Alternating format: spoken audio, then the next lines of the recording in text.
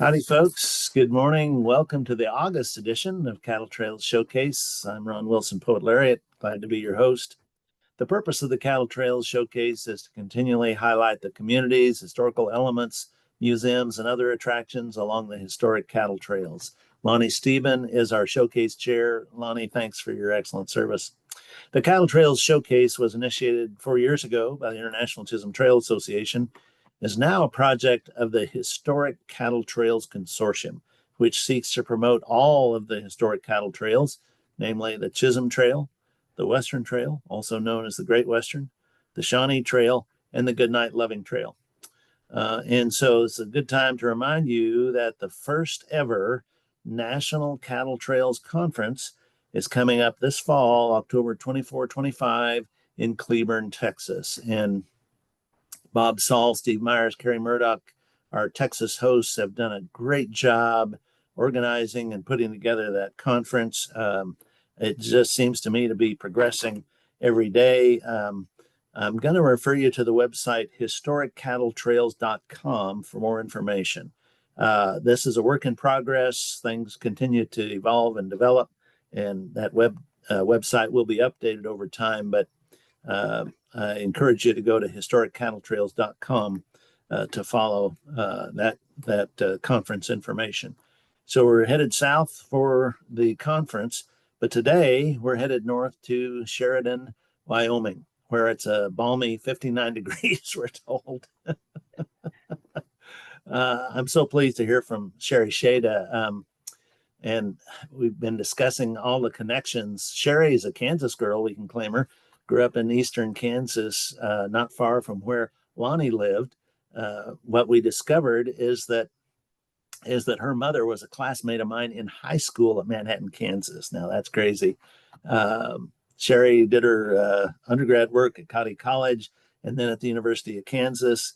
She did her master's work at Eastern Illinois and found her way to Sheridan, Wyoming. Today, she is site superintendent for the Trail End Historic Site, the historic LX Bar Ranch, and the Fort Phil Kearny Historic Site. So her responsibilities have grown through time, and especially appropriate for today. It turns out that there's a direct connection with the historic cattle drives from Texas. So, Sharie, welcome. I'll turn the floor over to you. All right, thank you so much. Thanks for having me here. As Ron said, I'm the superintendent at Trail End in Fort Phil Kearny. We're part of Wyoming State Parks and Historic Sites. I'm also the curator for both places today, or now. So today, I want to start sharing my screen. Okay. So, Trail End, it's a 1913 mansion built by John Kendrick. But who is John Kendrick?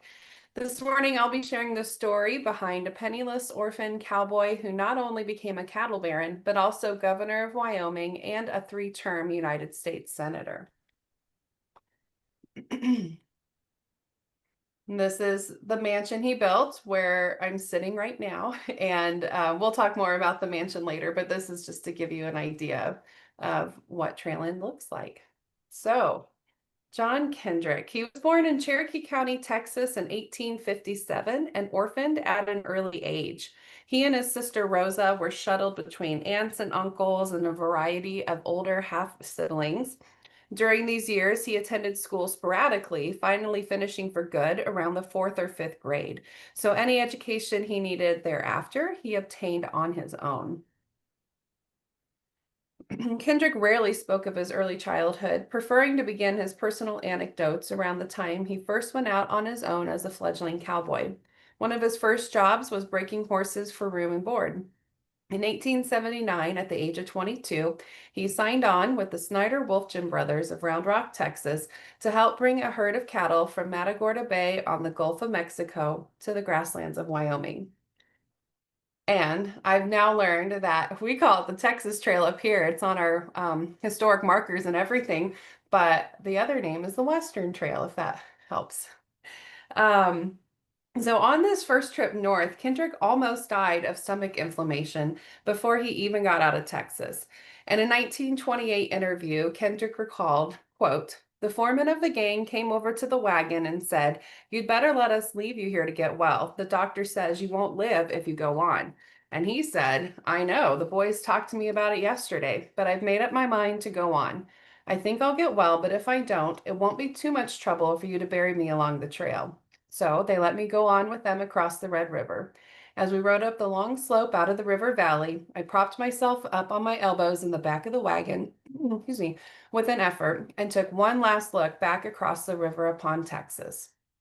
While he did survive his illness, riding the dusty end of the herd through Oklahoma's Indian Territory, past the wildlife of Dodge City, Kansas, across the North Platte River in Nebraska, and into the open ranges of eastern Wyoming. Kendrick made such a positive impression on one of the cattle company owners, Charles Wolfgen, that the rancher chose to let Kendrick graze a few head of his own cattle with the company's herd.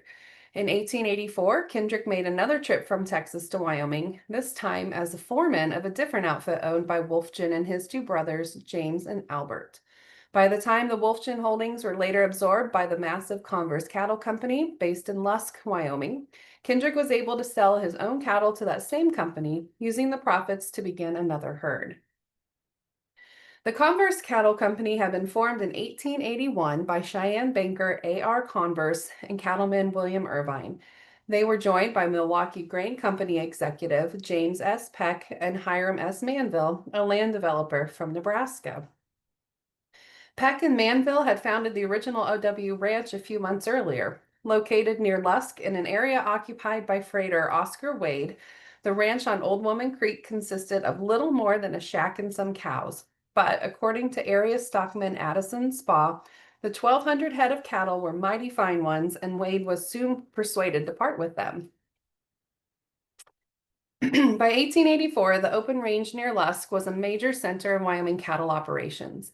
At the now famous OW Roundup that spring, there were 20 different cattle outfits represented by nearly 300 men, 2,000 saddle horses, and over 400,000 head of cattle. Lead Roundup foreman Addison Spa, later the best man at John Kendrick's wedding, said it took 6 weeks to round up the herds and return them to their rightful owners. With those numbers, it's not surprising that the region was quickly overcrowded and overgrazed. When the disastrous winter of 1886-87 brought an end to the age of the cattle baron, John Kendrick was in the financial position to take advantage of what was for nearly everyone else an impossible situation. In 1887, he signed on as superintendent of the Converse Cattle Company, whose holdings included the OW Ranch. As superintendent, Kendrick's job was to keep the company solvent, and that he did. By the summer of 1889, Kendrick had brought the company back from the brink of bankruptcy. With the grasslands around Lusk in bad shape, he was ready to move the OW, lock, stock, and cattle herds north to a little drainage in southeastern Montana known as Hanging Woman Creek. It was here that he put together the foundation of his future cattle empire. Now, every future empire needs a future empress, and Kendrick found his in Eula Wolfgen, daughter of his former employer Charles Wolfgen. Born in Texas in 1872, Eula first met 23-year-old John when she was 7 years old. She once told a reporter that upon meeting the lanky cowboy, she jumped into his lap, looked him right in the eye, and said, "When I'm old enough, I'm going to marry you." And that she did. 10 years later, they were married at the Methodist Episcopal Church in Greeley, Colorado. Eula's background was different than John's in many respects. While he was shuffled from family member to family member, Eula lived her young life basking in the glow of a loving extended family.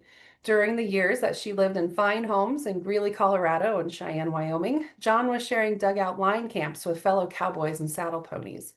Whereas he got his education by reading books around the campfire, she attended finishing schools in Boulder and Austin and was touted as one of the bright lights of Greeley society.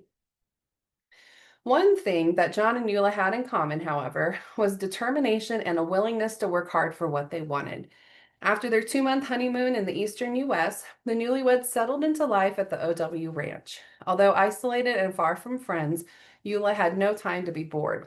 She cooked, cleaned, ironed, sewed, and did the bookkeeping for the ever-growing cattle operation. The OW Ranch not only served as the home base for the Kendricks ranching business, it was also the family's home for 18 years before they moved to Trailend. As one of her early priorities, Eula took the rough log ranch house and turned it into a comfortable, stylish home, at least on the inside, for herself and John and their growing family. She filled it with their wedding gifts as well as $900 worth of furnishings purchased on their wedding trip. In July 1897, after 6 years of marriage, John and Eula finally became parents. Named for her Aunt Rosa, who had died of typhoid several years earlier, Rosa May Kendrick was 5 weeks old when she first laid eyes on the OW ranch. Just a few months later, she began her life in the saddle. Like her mother, Rosa May started riding horses at a very early age. Before she was old enough to ride alone, she would sit in the saddle in front of her mother and ride through the hills near the OW. When she was older, Rosamay went on roundups and cattle drives, wearing pants and acting like just one of the boys. Although she later married and moved away from the ranches, she never lost her love for the West. In 1900, Eula gave birth again, this time to a long-awaited son. Born in a second-story room at the Sheridan Inn in Sheridan, Wyoming, Manville Kendrick, named for John Kendrick's old mentor Hiram Manville, was a frail child who was forever a concern to his worried parents. Growing up on the OW, however, Manville was not coddled very often. Like his sister, he began riding at an early age. Though his father tried to protect him from the more dangerous aspects of ranch life, he knew that the boy had to be one of the guys in order to be accepted as a future leader. With his ready smile and gracious charm, Manville grew up to be the type of fellow that fit easily into his two worlds, that of a prosperous Western rancher, plus the world of a Harvard-educated man about town.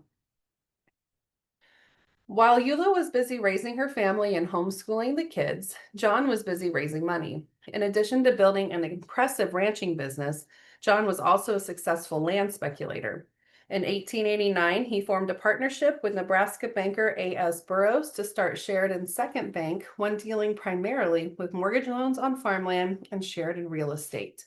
Kendrick's line of reasoning was that when the railroad came to town, and there was no if about it, prices would skyrocket and the huge profits would be made by those with land to sell. Kendrick's gamble paid off when the Burlington Railroad's first train arrived in Sheridan in 1892.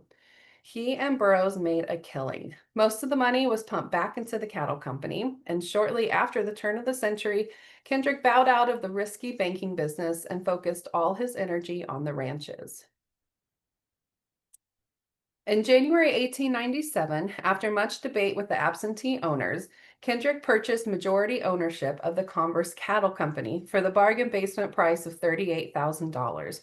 This included all the company's cattle at $17 a head, with the calves thrown in for free, 213 head of horses for $2,000, plus a 75% interest in the ranch and all of its equipment for $15,000. In a letter written the night of the sale, Kendrick told his wife, "It's the best trade that I have made since I sold your papa my only saddle pony to buy me an outfit with nearly 18 years ago." Proportionately, that was a better deal than this, but of course, there wasn't as much involved. Kendrick continued to expand his ranching empire, building ranches across Wyoming and Montana. The second of the three main ranches was called the LX Bar, in between Sheridan and Gillette, Wyoming. In 1910, Kendrick hired master stonemason Oscar Huseman to construct a 5-bedroom house, a smaller bunkhouse, chicken coop, horse barn, hospital shed, and storage buildings out of locally quarried sandstone. While the OW was the ranching headquarters, the LX Bar was where sick and injured animals came to be treated. The third ranch was the K, just down the road from the LX Bar. This ranch was the center of the Winter Range area and headquarters for their extensive irrigating operations. Stonemason Oscar Huseman also did the stonework at this ranch. Some of his other ranches also had stone buildings, but the majority were not as elaborate, mostly consisting of log structures. Used as line camps, these smaller ranches allowed the cowboys to keep a close eye on the cattle under their care. In total, Kendrick had 10 ranches, and when they were all sold in 1988, the Kendrick Cattle Company was grazing 210,000 acres of land, both purchased and leased, across Wyoming and Montana. So now that we've talked about Kendrick's ranching interests, let's talk about his other life as a political figure and public servant. In 1915, he was elected governor of Wyoming after previously serving a term as a Wyoming state senator. He was only the second Democrat to become governor in a traditionally Republican state. Halfway through his governor's term, he became the first popularly elected United States Senator from Wyoming through a write-in campaign. He did not even run. He held this position from 1917 until his death in 1933. Kendrick was known primarily as a reformer. As soon as he entered the Senate in 1917, for instance, Kendrick became involved in President Wilson's crusade for regulation of the meatpacking industry. He was also instrumental in starting the inquiry that led to the uncovering of the Teapot Dome scandal, revolving around the naval oil reserves in Wyoming's Natrona County. As a senator, Kendrick was most interested in land reclamation and irrigation issues, regardless of size or scale. His efforts resulted in appropriations for the Alcova Dam and Reservoir in central Wyoming, the Wind River irrigation projects in western Wyoming, and Arizona's Boulder Dam, which is now known as the Hoover Dam. Although development of arid lands was his primary focus, Kendrick was not blind to the effects that such legislation could have on the environment. He fought hard, for example, to preserve the sanctity of at least one water source. As a reporter noted, Kendrick has stood like a rock against proposals to authorize the damming of Yellowstone Lake for irrigation purposes, having seen what a desolation the dam at the source of the Snake River made of Jackson Lake near the Tetons. John Kendrick knew the value of public lands, from local parks, to national parks and forests. In Sheridan, he continuously gave land for several town parks. Nearby in the Bighorn National Forest, the Kendricks often went on pack trips with their friends or to their cabin at Dome Lake. When it came to national parks, Kendrick was just as big of an advocate and patron. In July 1914, the Kendrick family and their friends vacationed in Yellowstone. In 1915, they visited the Grand Canyon and then continued on to Yosemite. In 1916, they visited the newly established Rocky Mountain National Park. In 1928, Kendrick introduced a bill to Congress to establish the Grand Tetons as a national park. President Coolidge signed the bill the following year in 1929. So it's very fitting that Kendrick's Trail Inn Mansion and LX Bar are now part of the Wyoming State Parks and Historic Sites system. So Kendrick's legacy includes ranching and legislation that still impacts the U.S. today, but it also includes the built environment. Today, visitors can tour Trail End, his 1913 mansion, the dream home that he somehow managed to build while working on all of his other projects and businesses. When the state of Wyoming acquired this home in 1982, it was almost completely empty. However, the family continues to donate back to the museum, so over 95% of what people see is original, providing an authentic glimpse into life here 100 years ago. People are always surprised to find out how elegant and modern this cowboy's mansion is. It's an unexpected find for this area of the country. The home boasts 10 bedrooms, 12 bathrooms, electricity and indoor plumbing, and even a whole house central vacuuming system. The Kendrick family's LX Bar Ranch is now part of our state historic site system. It isn't currently open to the public on a regular basis, but we are hoping that it will be soon. All of the original stone buildings are there, as is the cattle dip trough for running cattle through to help prevent parasites and disease. Two of John Kendrick's 4 grandchildren are still living, as are numerous great-grandchildren on down. Even though Kendrick passed away in 1933, we actually have some home movie footage of him, so I'd like to share this clip with you all now. This was taken in 1933, just a few months before he passed. So you're looking at his 2 oldest grandchildren, Eula and John, named after their grandparents. Eula's mom was his daughter, Rosa May. John's dad is Manville. And at this time, Rosa May is back visiting Trail End with her daughter. The groundskeeper has brought his horse up, and they are having a little pony ride in front of the mansion. So on the very left are Manville and Diana. In the middle, Diana is Manville's wife. And then grandparents John and Eula with little John and Eula. And we don't have a lot of video footage of Senator Kendrick, but this is one of the few. And I really like showing it because it helps bring the whole family to life.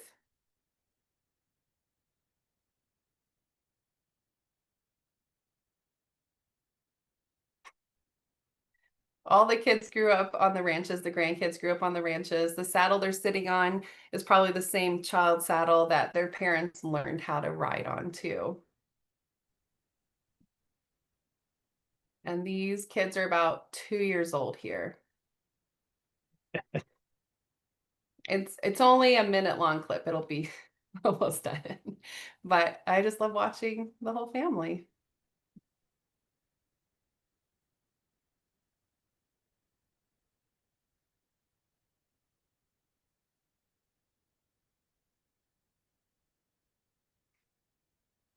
And this little girl is still alive and very much contributing to our research here at the mansion with her parents' letters. Oops. Okay, so it was the call of the range that drew John Kendrick up from the shores of Matagorda Bay, north over the dusty trails of Oklahoma and Kansas into the knee-high grasslands of eastern Wyoming. It was the call of the range that moved him even further north to Hanging Woman Creek in southern Montana, a place where cattle, children, and aspirations could be raised up healthy and high. And it was the same call that beckoned him into the world of politics and away from the rangeland he loved so much. In his effort to protect the range, he inevitably had to leave it. However, his work lives on in the legacies he left behind, and now the public can learn about his life inside the mansion that he saw as a culmination of his successes. You can visit Trail Inn online or in person, and if you go to our website, you can take the virtual tour of the mansion. You can also follow us on Facebook. So thank you for having me, and if anybody has any questions, I'm happy to try to answer them. Sharie, thank you for a fascinating presentation. What an Whoop. um, two things strike me.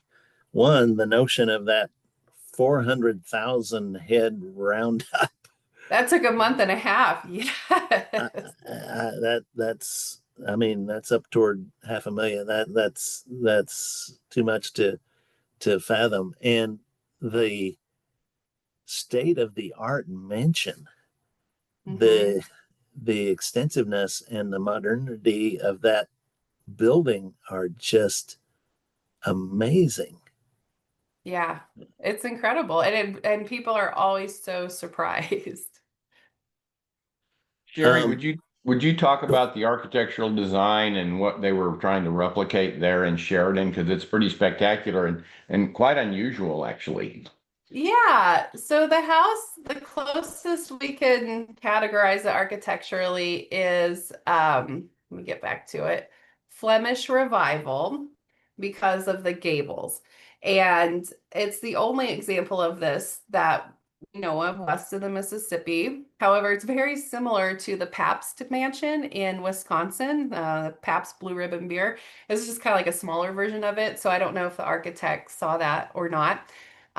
We don't know why they chose this architectural design. They were submitted a design for an octagonal house and they turned that down and decided to go with this. And so we've got the brick from Kansas, the red clay roof tiles from Missouri, Indiana limestone on the column and Montana columns and a foundation of Montana granite. You talk more about how unusual it is to have that much of the original furnishings. I mean, that never happens.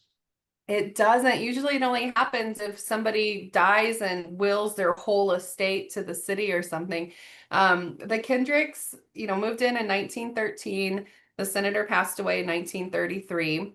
His son and wife, and his son and his son's wife had moved in 1929 after they got married, and their son ran the ranches because his parents were in Washington, D.C. most of the year. After the senator dies, his wife Eula comes home, lives with her son, daughter-in-law, and two grandkids until she passes away in 1961. After that, the son and his wife move across the street to a one-story house and they try to sell the mansion. It was so much upkeep. They're in their 60s. They never truly had their own home. but nobody in town could afford the place. And so it sat vacant for about 12 years. And then the Historical Society took over and ran our local county history museum out of it. But after a decade, they gave it to the state of Wyoming because it was too much for them to manage as well. So when the Kendricks moved out, they took all their stuff with them. Historical Society moved all their stuff in, then they took their stuff out, and we're left with this empty mansion. But the family had just either put things in storage or were using items from the house. And so over the last 40 years, we just have continuously gotten back so many original things from the family. And because they took pictures of the inside of the home, we know how the rooms were arranged and what went where. And that's just, it's so unusual. It's easier to point out what's not original than what is original. Would you talk about when the Texas artist Frank Ray came to the OW? Yeah, well, he came up in the 1920s, and we have pictures of him at the LX bar and did the paintings. He did paintings out there, but maybe, Michael, you should speak more into that because you wrote the whole book about him. Well, and I hope you got the copy of the book I sent you. I did. Yes, thank you. Good, good, good. I have one more question and I'll let somebody else ask.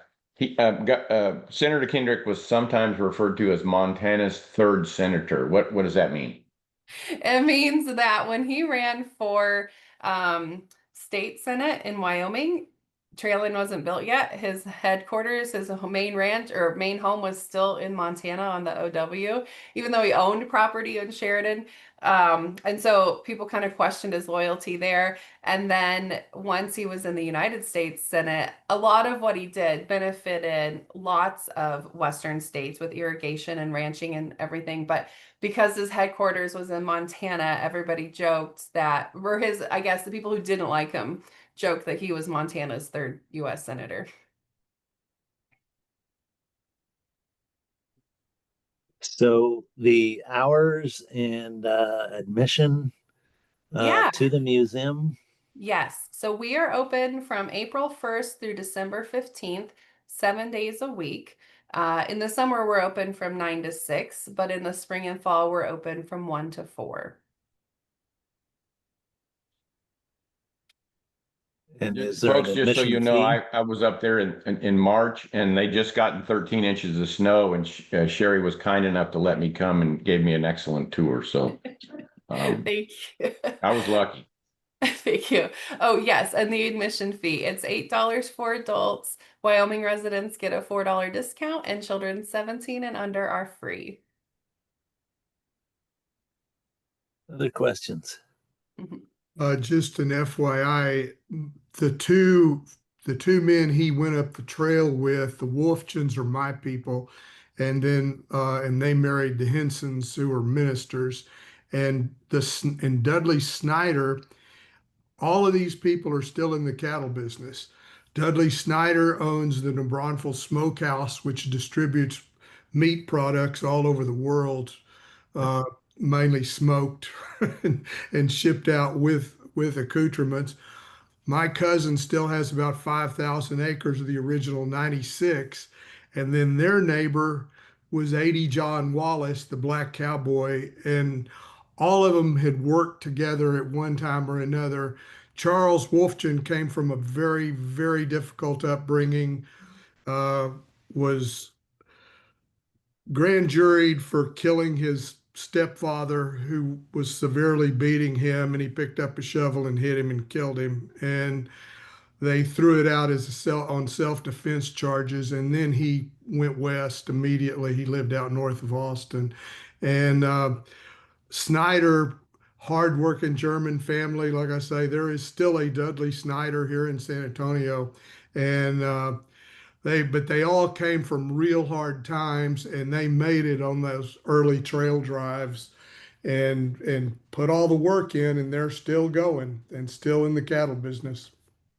That's incredible. So did you know that Eula Wolfchen was married to John Kendrick before this? Yes. Okay, Yes, of good. course. Yeah, And good. the Kendricks in Texas, there are Kendricks who are still here. Mhm. They were in the oil business big time because all of that Mitchell County land had oil under it, and that's where all those guys lived. Okay.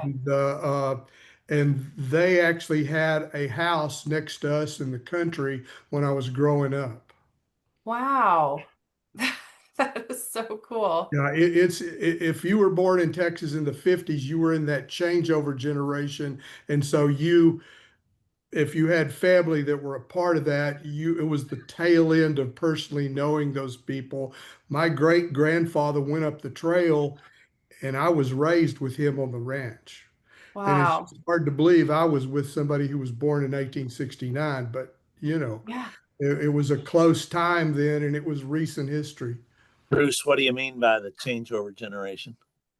Well, the trail drivers were all going mainly starting in the 20s and the 30s.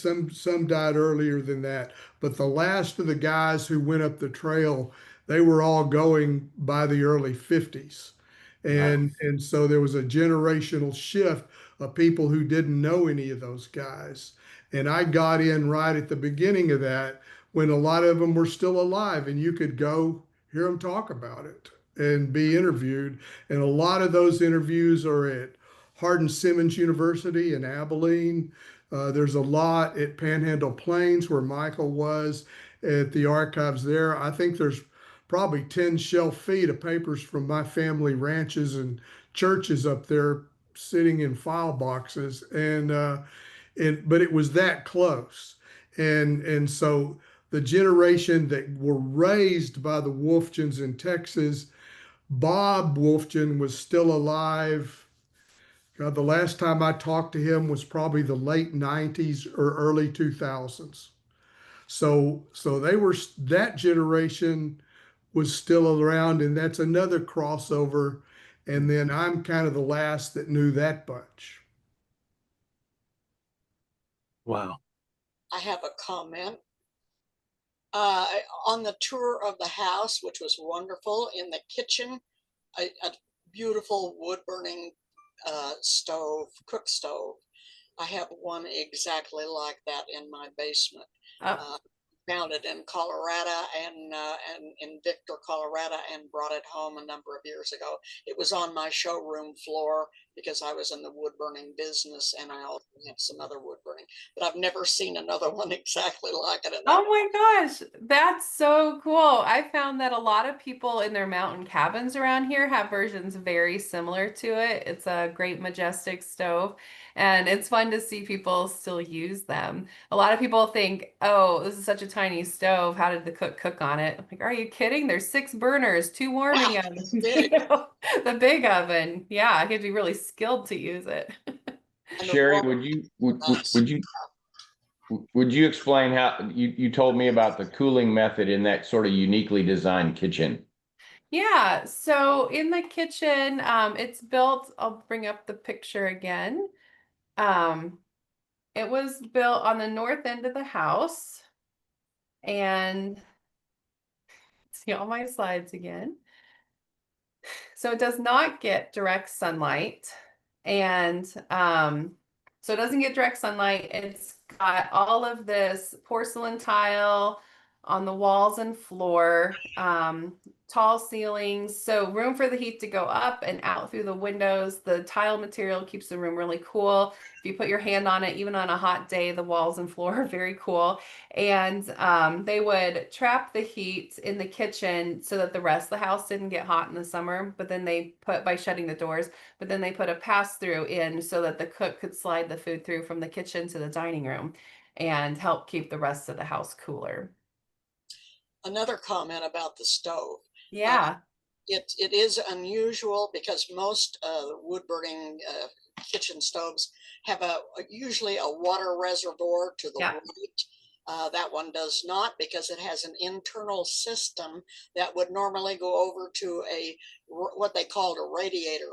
It was a fill place, so you did not have the water tank hanging on the side. Yeah. Yeah, it's so interesting. And even when they switched over to gas and got a different stove, they kept this one. And so we were able to put it back in the kitchen so people could see that. Yeah. Tell them about the boiler and the laundry facilities in the basement. Sure. There were two massive boilers that could burn up to a ton of coal a day in the winter to help keep the house warm, except the system has always been too small for the house. So it's fun reading letters from, the 1940s when the daughter-in-law is writing her mom saying, "I'm so cold and I'm sitting in front of my space heater in my room writing this to you. And now my office is in her old room and I'm reading this letter while sitting in front of a space heater." I know it's a historic problem. So they switched over from coal to gas in 1926 when that was available in Sheridan. We still use modern boilers, but the original radiators, steam heat radiators, to help try to warm the house up. Yeah. Oh, and then downstairs is also the laundry facility, hot and cold running water, electricity. So unlike at the ranches where they had to haul their water and heat it on the stove and then heat their sad irons on the stove, they could just turn on the taps and plug in their modern electric iron. They also hired a laundress, so they didn't have to do their laundry themselves at the mansion either. But it was a little less work for their laundress. Yep. Wow. And you've got a Christmas tree in the photograph in the dining room. Tell the folks Oh. about what you do at Christmas. Sure. So we put up 8 different Christmas trees, full size throughout the house, plus smaller ones. And we have 2 Christmas events. One is we've been doing this for over 40 years. You come, you get to tour the mansion. It's the one time a year we let people eat inside. So if they stay in the kitchen, they can have hot cider and figgy pudding. They can visit with Father Christmas, who talks to children of all ages, and listen to live music that changes on the hour. And we do this for 3 nights in December.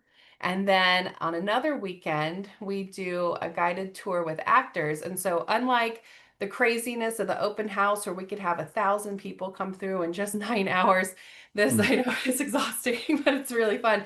This is a very small guided tour. It's groups of 10 people going from room to room. We portray a certain year and they talk to the actors, and it's just like an evening at the Kendrick's home. They've invited you into the home. You get to see what the staff is doing, what the kids are doing, and you're learning history, whether you know it or not. The script is based on real events and real people, and it's just a quieter, more intimate way to experience the home.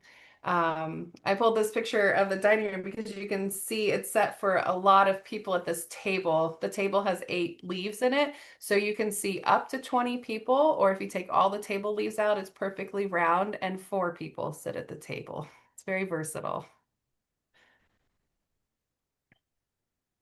Incredible. Other comments or questions? Thank you. Yeah. Sharie, thank you for sharing this amazing story. What a remarkable gem that is to find in Sheridan. And boy, Michael, you learned it well. And so, yeah, big round of applause, virtual and otherwise, for Sharie. Thank you for having me here. Really, really appreciate that, and keep up your great work there. Thank you. And rock chalk. Thank you. that too. Lonnie, what's on tap for our next Cattle Trails Showcase? Oh, we're entering into September already. It's September the 12th. And we're going to be going to the Horsehead Crossing on the Pecos River. The crossing was important to Indian travel and the Comanche Indian raids into Mexico, and early immigrants into California and the Butterfield Overland Mail. And they're having a big celebration shortly before our cattle conference, 10th and 11th of October at Horsehead Crossing, which has become a huge event. And so we're going to learn about that event and a little history about Horsehead Crossing. Thanks, Lonnie. So mark your calendars. Friday, September 12th would be our next Cattle Trails Showcase, Horsehead Crossing, October 10 and 11. And then, of course, the National Conference in Cleburne on October 24, 25, And we hope you will join us there. Again, go to historiccattletrails.com for continuing information about that. And we look forward to having you with us. Until next time, this is Ron Wilson, Poet Laureate, saying thanks for taking time to join us in this place. And come on back next month for our next Cattle Trails Showcase. Happy trails, everyone. We might add that this will be posted on YouTube in case you have friends that would like to see this on YouTube. So thank you.